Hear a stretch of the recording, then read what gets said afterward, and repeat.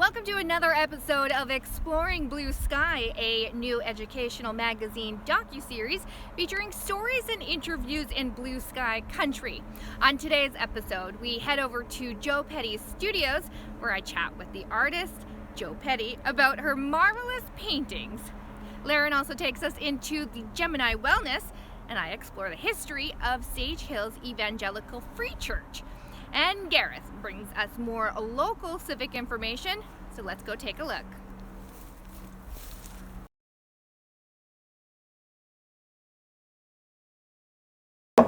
My name is Gareth. I'm with the Hub Online Network, and we are talking with our local MLA, Jackie Taggart, who actually lives in Ashcroft. So, how you doing? I'm doing great, and thank you very much for having me today. Well, thank you very much for coming in. I don't see... I can imagine that it might be difficult in your schedule to find time to come in here, especially when you're in Victoria all the time. Not all the time. Yes. But I'm trying to watch you on the Legislative Assembly. And you are a sport if you watch the Legislative Assembly on a regular basis. I thought only my family did. Well, having been filming the council meetings in Ashcroft and Cache Creek for the last 6 or 8 months or so, is very interesting. So both federally and provincially, I find it interesting now. Good. So I advise all of you to see it. Is get out there and watch it.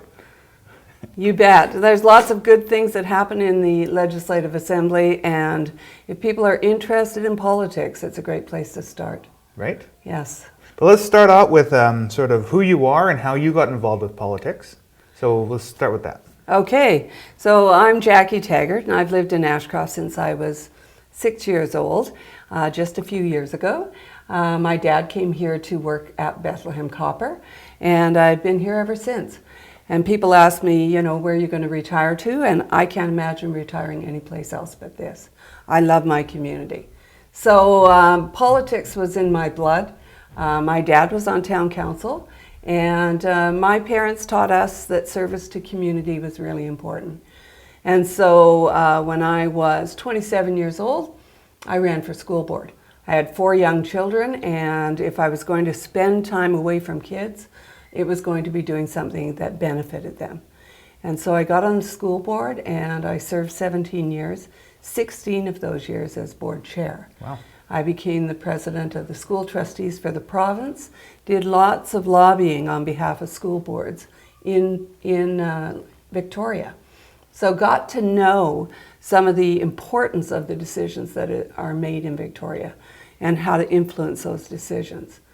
I stepped off the school board when my children were finished school because personally I believe that people who have children in school should be on school boards. They have a true interest in the education of children. Not to say that others don't, but I think that personal interest is really important. A few years later, I became a council member, served on Ashcroft Council for I think 8 years, and then received a phone call from Christy Clark asking me if I would be interested in running in Fraser-Nicola for the Liberals. And I'd known Christy before, and I'd met many Liberals previously, and I said sure. It was the right time in my life, and my team and I, who were all brand new, had never run a provincial campaign, thought that, we'd run in 2013. It would be hard to knock off a 17-year incumbent, but we'd get name recognition. And our plan was we'd win in 2017. So when we won in 2013, no one was more surprised than us. So have you ever lost an election then? I certainly have. Okay. And you know what? People make a choice, and you learn from that. And I've lost elections locally, and when you run for boards and those kinds of things, sometimes you have a different view than the people want, and that's part of the democratic process. I don't take it personally. People have a chance to vote, and you put your ideas forward, and you hope for the best. I didn't know that you were. I knew that you were part of the school board, but I didn't know that you were part of village council. Yes. That's a pretty good progression up to where you are now. So congratulations. You bet. Thank you. So, what are some of the what did you run on in 2013? What was your sort of platform for the area? And how big is your actual riding? Well, right now my riding starts south of Hope, comes all the way up the Fraser Canyon to north of 70 Mile. Wow. It goes over to Goldbridge and Braylorn outside of Lillooet. It goes over to in between Merritt and Princeton. It includes Manning Park all the way down to the US border. So I have a very, very huge area with a lot of small communities and hamlets. I have about 10% of the First Nations bands in the province in my riding. And we work very hard to get out to community and to meet people where they live.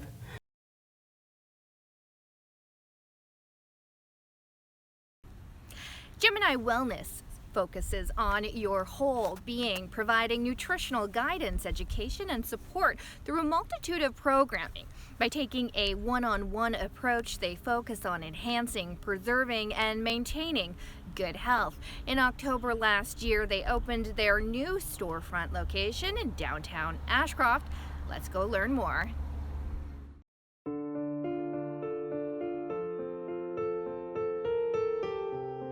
Hi, I'm Casey Van Hennick of Gemini Wellness Services, and I'm here with Jessica Clement, who's been working for my business for about a year and a half, 2 years.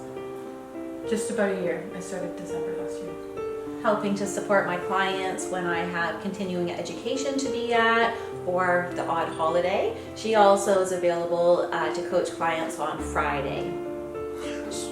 Well, Gemini Wellness Services is basically the umbrella that we work under for Ideal Protein. Many people have probably heard about it already through town, as we have been here for over 2 years, and there's lots of amazing transformations walking around town. Jessica is a prime example. She lost over 80 pounds in 5.5 months with Ideal Protein. And tonight, if you come on down, there'll be several of our past clients there's some that have even lost over 100 pounds on our program and continuing to maintain for over a year now. Ideal Protein is a medically designed protocol. It is a ketogenic protocol, but unlike the commercial ones, we are a low-fat program so that you can efficiently burn your own body fat. Ideal Protein is not my business. It's actually a worldwide business. There's 3,000 medical clinics around the world now. The program started on the East Coast. Our head office and manufacturing, which is in a medical grade laboratory, is in Quebec. I got involved with Ideal Protein about 9 years ago when myself, I was looking for an option to lose weight too. I lived way out in Goldbridge at that time, and we ate a healthy whole foods diet. And so I wasn't really sure about if Ideal Protein would be the right fit for me or not, but it was. I lost 40 pounds in 4 months. That was 9 years ago, so I've been able to keep it off with the same hard work and dedication that anybody who has been through the program knows is a lifelong learning process, basically. So I started my weight loss journey with Casey in the summer of 2017, and in December of that year, she was looking for someone to just help in the clinic with more paperwork things and also potentially help with time off so that she could take a day or two off. And so she actually approached me because I had been so successful in the program. And so it kind of started with that. So I went through all of the training and have been coaching people since January. My name is Heather Inglis, and I live in Ashcroft. And I am a Ideal Protein success story. Well, 2.5 years ago, I went to an Ideal Protein presentation, and I decided that this was something I had to try because I wasn't healthy, and I wanted to do something about my weight. So I started, and I lost 60 pounds in 6 months. I went from a size 18 to a size 8. And I got to buy a whole new wardrobe, and 2 years later I've been able to keep the weight off with the support of my coach, which is one of the benefits of the program, is the level of support you get on what is a lifelong journey. Not officially I'm in maintenance now, and maintenance is step 4, but step 4 maintenance is lifelong. I'll be in maintenance for the rest of my life. My name is David Dubois. I'm a client of Ideal Protein. I've been a client since the end of January. I started because I overweight, and I was having some problems. I previously had a heart attack, broke my ankle and everything like that, and I had the opportunity to talk to my doctor just right before Christmas, and he mentioned I did protein, and some of his patients have had success with it, and he recommended trying it. Before that, I'd seen Jessica and the transformation that she had, and I was really quite impressed and interested in learning about a little bit more. So I did some research on the program, what was involved with it, and I had the opportunity to have some sessions with Cassie and Casey and Jessica, and I just decided it was time for me to try it. We've had several Biggest Losers. We're very fortunate because actually in our clinic now, we've had several people lose over 100 pounds. 3 or 4, sure. Yeah. I would have to look, but of course we are a medical protocol and we abide by confidentiality, so obviously we wouldn't be releasing any names.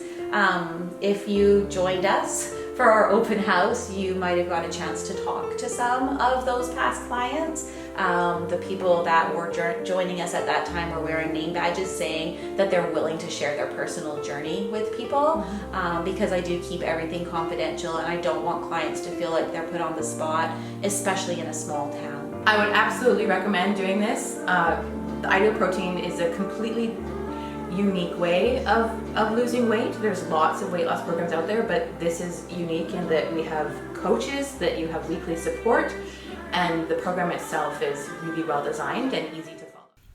The congregation at Sage Hills Evangelical Free Church will welcome you to their family-oriented community church with their come-as-you-are attitude and friendly, multi-generational, and meaningful congregation. In the winter of 1969, Pastor Dave Croker and his wife Marilyn began their work of church planting in Ashcroft. We sat down with the longest-standing church member of Sage Hills Church to talk about the history of the church.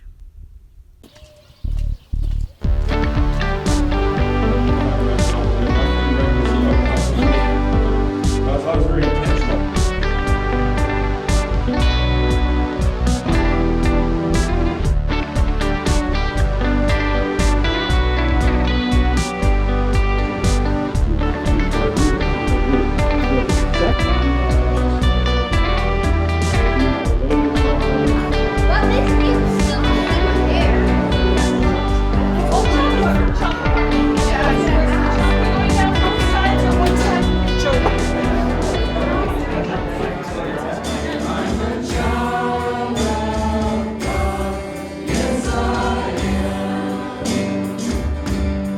I came here in 1971, and the church was not established in this location at that point. We met in the IOOF hall, which is kitty corner to the museum in Ashcroft. We had met upstairs. When they sold the building, we moved to the community hall. And after a couple of years, then the church was built on the property it's located on now.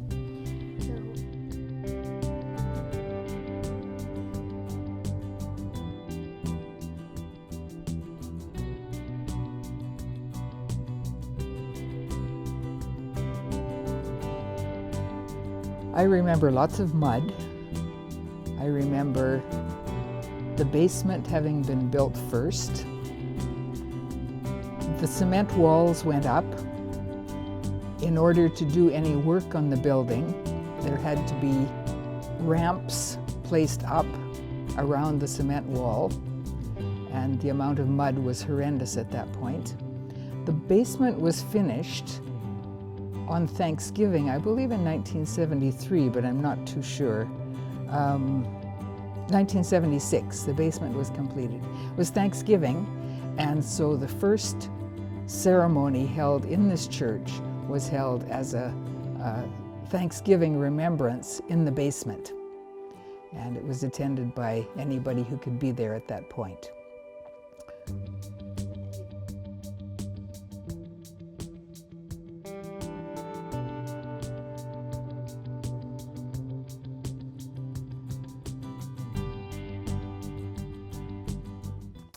The painting downstairs was painted by a man by the name of Dennis Gerling. His wife was an attendee in this church, but he was not. But he was an artist, and he saw the great wall downstairs and decided that it would be nice to have something on it. So he took his Bible and he started reading, and he started the wall downstairs with Genesis and the creation. And as he moved across and built up the scene through the trees and the river, etc., and to the end to the families, you will find that there's scripture on the wall as well. And through all that, he decided that he really wanted to be a part of Christianity.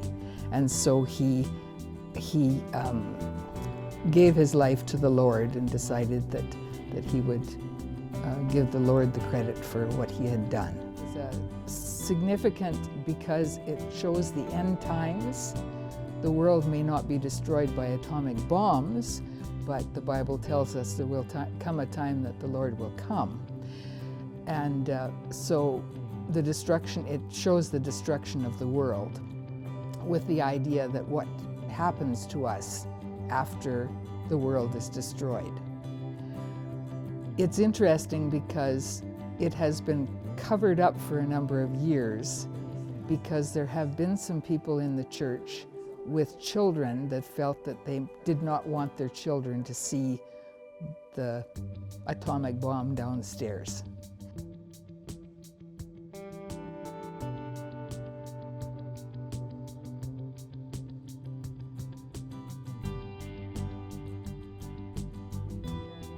Oh, the mortgage burning ceremony in 1982, we had the privilege of taking the mortgage and burning it on the front path. By that time, by 1982, if you look to see when the church actually was built, it's about 6 years, I believe, at which point we could then burn the mortgage because it had been completely paid. It's been really interesting that the Lord provides for us in everything we do. When we built this church, we took on a mortgage. Then people in the church rose up and started paying down the mortgage. And so in a matter of about 6 years, the whole thing was paid for. Many people came back for the mortgage burning ceremony because they had been a part of the church at this current time. This church has always decided it's not going to go into debt other than the mortgage.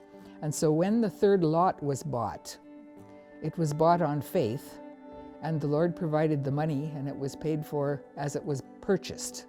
So that was kind of a really interesting. So we certainly feel that it's the Lord's will that we are where we are today, and that He has blessed us with what we own. Above the heavenly host, praise Father, Son, and Holy Ghost.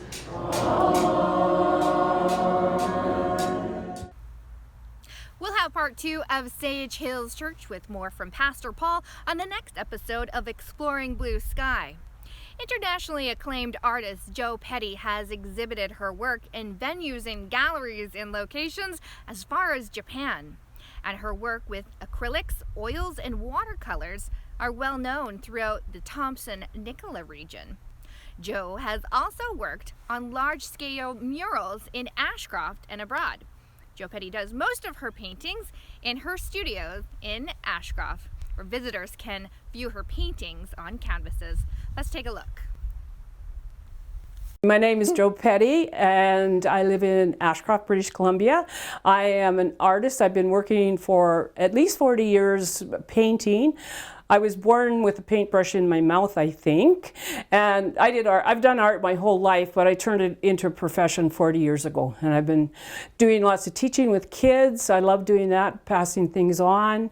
I love teaching adults, and I love my studio work, and I think it's neck and neck with doing the teaching and with doing the painting. I really love them both. I wouldn't be able to say I love this one more. 40 years ago, and then this is different paintings from different periods since then. This is Ashcroft? Yeah, that's Black Canyon. Oh, I've never been there. Oh yeah, it's on the river. This one right here, I was in Japan. One of the times I was in Japan, I was out in the countryside taking photos, and there was this teeny tiny little maple tree, and it was just alive. The wind was blowing, so I came home and I just blew it up. It wanted to be really big, and that's it looks like a huge tree, but that's where this was another period in my career. Was I went very stylized. I had very strong lines, very strong shapes, and that's what happened with that. And I worked on that for a couple of years, doing those kinds of things. Like as I said, the straight lines and the curvy lines, yeah. This painting really, within the lines. Pardon me? Painting within the lines. Almost, yeah. Paint by number, except they were my numbers.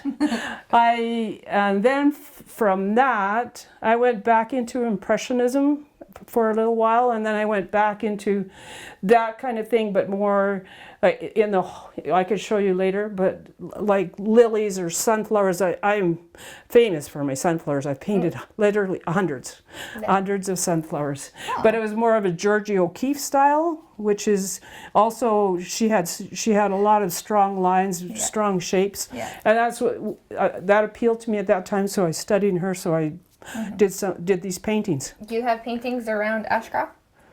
Oh, I have paintings all over the world. Oh, okay. Yeah. Okay, of course. Yeah. If people were coming locally, would they be able to come and look at your paintings? Oh, if they were yeah. We just, I prefer to people to phone ahead and make an appointment. That works out the best. Everybody has a mark. Everybody has a way of making a mark. And it was when I had Brian Scott, when I had him come to Ashcroft for the workshop, he was an impressionist, and he's the one that I went with, and we painted outside all the time.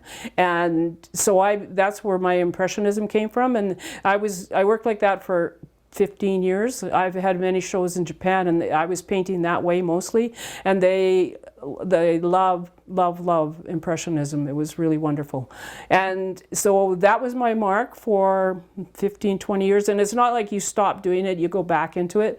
And then I was studying Georgia O'Keeffe. I just love her. She was a very famous U.S. painter, and I studied her, and that's when I went into the more stylized paintings, and then from that I went into the abstraction. So each place, you're still, even though it's changed totally, people say, I can still tell it's you, Joe. The colors, you bring part of you comes through all the different ways of painting, and then I moved into this kind of painting. This is where I'm at right now. They look like there's more images showing up. I can see like a forest, and like it's almost like a forest, and there's the sky peeking in the middle. And, yeah. Oh, you know what? I have to show you, Dana. One of the fun things about these is that you turn them, and they look totally different. See, there's a totally different image showing up, and I go this way sometimes. This one, I've got a Monet kind of pond. I think it's my lifeline. It's my lifeblood. I have been, like I said, I've been doing art my whole life. And when I was a child, and I used to do my sister's art projects for homework, and they would do my math and English. So I've always been. It's a part of your life. It's not even a conscious decision. I'm going to be an artist. It just grows into that. I had to keep growing with that. It's like a calling. You know, Picasso said every child is an artist, and it's true. And everybody has a way of making a mark. Working with children now, what I've discovered is that when they're about 12 or 13, they're getting into different ways of being in the world, and a lot of them will stop doing art. But at that point in your life, you quit doing it. But then there are some, like myself, that just keep on. It's you found a way of expressing yourself, of making your mark in the world. That's my grandson, who is 3 years old, and it's awesome that he did that. It's a grandma's. I went, so there's more of that kind of style of painting I was talking about. Yeah, and this was done with a palette knife only, which is what I was using out there for scraping paint on. Yeah. And then I did these, and this is called encaustic. Oh. And what this is hot wax. Hot wax. hot wax. cool. Yeah, so I had to with these I heat the wax up on a. I was heating it up on a hot plate, and then adding the color, like just adding the color, and then manipulating paper to get these different shapes and things. Your biggest painting? Well, they're both the same size. Oh. Those two are both 48 inches. Okay. I'm in the process. I haven't started it yet, but I'm going to do one that's 10 feet wide and 4 feet deep.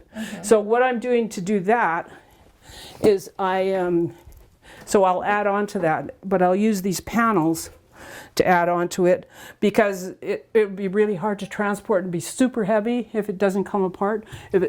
Right? Yeah, and this is a 3-foot panel, so that'll go beside it. Then this is a 1-foot panel, and I think I'll put that in the end. So actually it'll be 12 feet by 48. I'm not sure because it's a process. It's a process. Yeah. Okay, cool. Yeah. Well, that's it for our show. Thanks so much for watching. I'm Dana Foster, and you're watching the Hub Online Network. Join us next time for more local stories and interviews on exploring Blue Sky.